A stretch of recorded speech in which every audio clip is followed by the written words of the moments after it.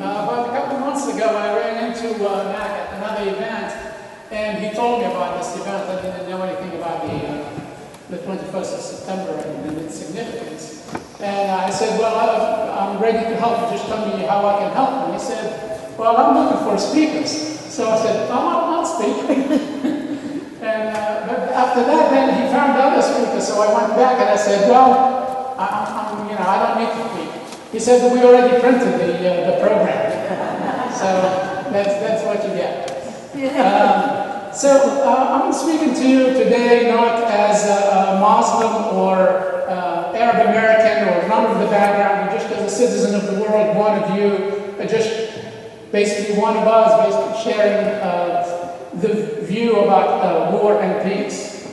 And just to define the idea of peace, at least in the way I'm trying to speak about tonight, is that I'm limiting it to peace between nations, or absence of war between nations, not peace within, which is the ultimate, objective and our destiny. And two views that when you talk to your friends and family, I'm sure you've all heard it, when you talk about peace on earth, you get lots of cynicism. The majority of people, sadly, they do not believe that it is possible, never mind that it's inevitable. And but there are other people that believe that it is our destiny, that peace on earth is not only possible, but it's inevitable. I know some of you in the audience I've talked to, and they share that view. So these are two extreme views, people that think that we're worse than animals, that we're cruel human beings. We always have wars, and we always will have wars. And the other side that believe, as I do, that we are lost angels looking for our way home. And I'm going to talk very briefly about two facts that lead people to believe differently. The fact that those that believe that we are cruel beings, that we've always had wars and will always have these specific facts to support that view. And the facts are, thousands of years back until recently and until today, we always had wars. That is a sad fact. From empires to colonialism to genocides to the Holocaust, World War II alone, and the last century, over 100 million human beings got killed by other human beings. Over 100 million people we killed, we human beings. Never mind all the suffering that went with it and the cost that went with it. So that supports the idea of why people believe that we are a cruel bunch, basically.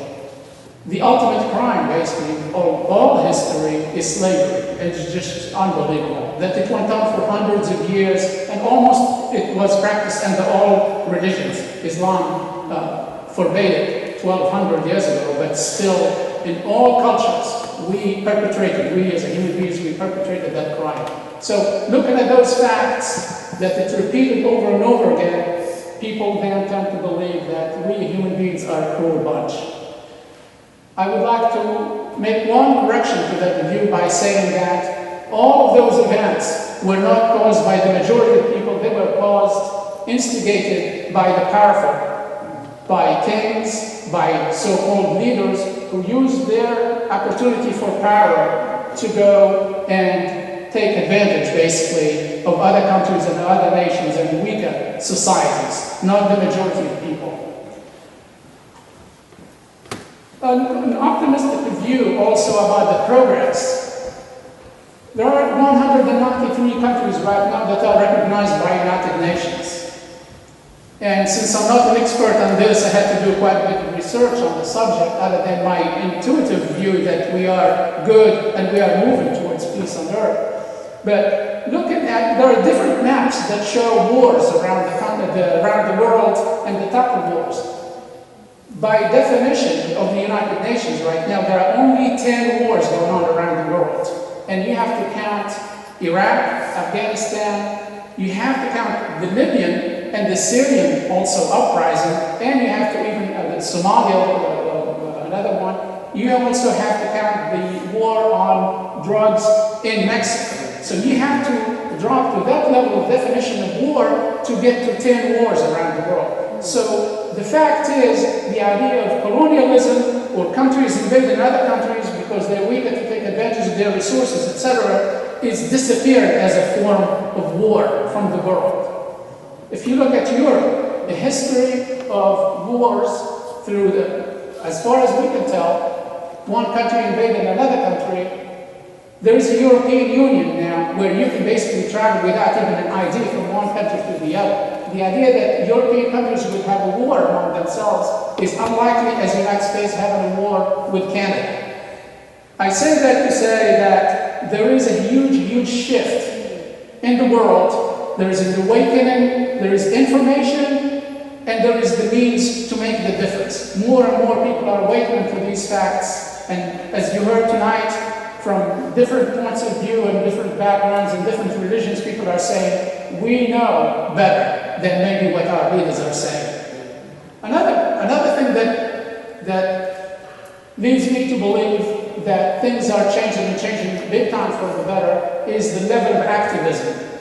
Never in the history of mankind, humankind, has there been so many organizations, non-profit organizations, private citizens, non-government agencies, all over the globe, helping each other and helping move the human race towards peace. It is unbelievable, the number of millions and millions of people and hundreds of thousands of organizations and people like us doing their bit to change the world. So that is a reason for optimism. If you think of Habitat for Humanity being international, Doctors Without Borders, and you just name it, all over the globe, that's another movement that gives us a reason for optimism, the level of activism. So those are the two views, people that still believe we're cruel versus the people that are saying, I'm reading the pattern, I'm looking at the facts, and I see the change, and I have reason to believe we are moving towards peace on earth, and I'm going to do my bit, my piece of it, including showing up. That is doing a piece of it. So the next piece I just want to briefly touch on is, where are we headed from here? Again, I'm not a futurist, I'm a planner, and I do tend to look at patterns a lot, and I see there are four threats. One is I see this pattern of awakening and of participation in activism, but I also see four threats to global peace. One is climate change. I think climate change is a very, very serious threat to human existence. The effects of the climate change on food production and on migration. The world population will be 7 billion people by the end of this year. Half of that population is living in cities. Okay, so 3.5 billion people living in cities. Within 20 years, the population is supposed to peak, and theoretically, it's supposed to stabilize at 10 billion. So imagine 10 billion people, let's say in 20 years, with the climate change, matching that with the impact on food. And the third threat is peak oil. I think most of you probably heard about it. Oil is not a renewable resource. It's going to end. I won't take too much of your time now, but if you do any research, you will find out that most oil-producing countries, when OPEC started, they set a limit on how much each country will produce of oil. And then each year, how much they have in reserve and how much they can produce and sell. So each year they're supposed to revise how much oil they have. Since it started, no single country changed to how much the oil they have. They all, as if oil is still, no matter how much they pump out, as if they still have the same oil, so that they can keep on pumping oil and selling oil to keep their regimes on. But oil is going to end. And the end of oil is a huge, huge threat to world peace because we rely so much on it. So now we can build up. I don't want to depress you here too much, but these are facts looking at the future. End of oil, the explosion of world population, and climate change. These three, up to the four, we are headed towards these. The fourth one is also a pattern that we see, is corporate. Basically politics. Corporations have taken over this country and are taking over most of the politics around the world. They are running the country.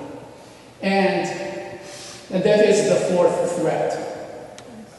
So those are realities, but that doesn't mean we cannot change them. There is still time. Some people say we already passed the tipping point on the environment.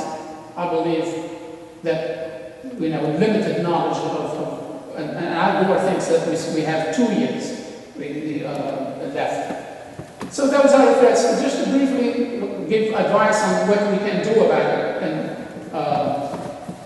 I think we should try to conserve in our own behavior, slow down on consumerism, which I need to work on a lot myself, and educate ourselves and educate others, give our time and our resources, and be politically active.